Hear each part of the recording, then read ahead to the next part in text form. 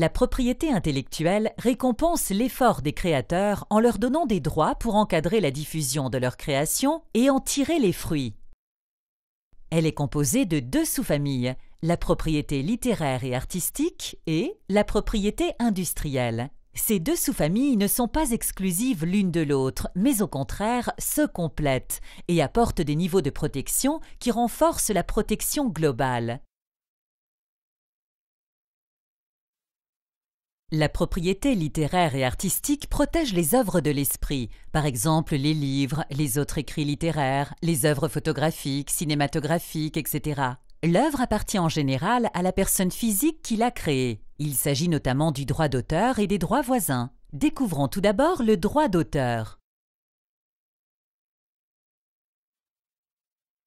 Le droit d'auteur s'acquiert sans formalité du fait même de la création de l'œuvre, à condition que celle-ci soit originale, c'est-à-dire qu'elle témoigne de l'empreinte de la personnalité de l'auteur. L'œuvre doit refléter un effort créatif de la part de son auteur. Ce n'est pas le cas, par exemple, des clichés d'un photographe qui se contente de photographier des produits destinés à un catalogue de vente sans travail de mise en valeur. Au contraire, les clichés d'un photographe qui fait des choix de lumière, de contraste, de mise en scène pour mettre en valeur ces mêmes objets seront protégés par le droit d'auteur. Prenons l'exemple d'un smartphone. Les droits d'auteur permettront par exemple de protéger la sonnerie, le graphisme des icônes, les animations, le logiciel, le design du boîtier. En France, la protection accordée par le droit d'auteur court à compter du jour de la création et ne nécessite pas de formalité administrative de dépôt. Il est toutefois indispensable de pouvoir prouver la date à laquelle vous avez créé l'œuvre. Pour ce faire, il existe différents moyens de datation à votre disposition, comme par exemple l'enveloppe Solo proposée par l'Institut national de la propriété industrielle. L'enveloppe Solo vous permet de dater de façon certaine la création de votre œuvre et de vous identifier comme auteur. Découvrons à présent les droits voisins. Les droits voisins sont destinés exclusivement aux artistes-interprètes, aux producteurs de vidéogrammes, de phonogrammes et aux entreprises de communication audiovisuelle. Les droits voisins s'acquièrent à compter de l'interprétation de l'œuvre pour les artistes-interprètes, de la première fixation du phonogramme ou du vidéogramme pour les producteurs, de la première communication au public des programmes pour les entreprises de communication audiovisuelle.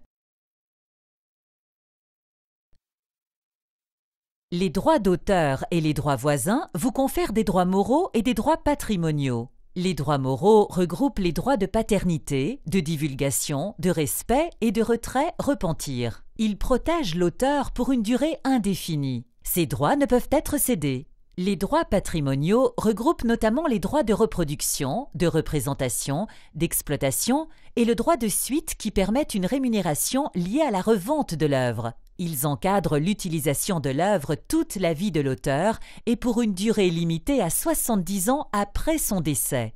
Il existe des exceptions d'usage aux droits patrimoniaux, par exemple l'usage privé, les courtes citations, les parodies. La propriété industrielle a pour objet la protection et la valorisation des inventions et des créations grâce au dépôt de marques, de dessins et modèles, de brevets d'invention. Revenons à notre exemple du smartphone. Différents dépôts de marques pourraient être faits pour ce smartphone.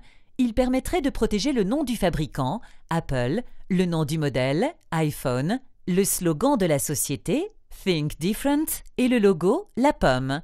Le dépôt d'un brevet d'invention permettrait de protéger les innovations de ce téléphone, comme par exemple la technologie tactile de l'écran. Le dépôt de dessins et modèles permettrait de protéger le design du boîtier, les pictogrammes, l'emballage. Les droits de propriété industrielle s'obtiennent par un dépôt auprès de l'INPI, contrairement aux droits d'auteur qui s'acquièrent sans formalité.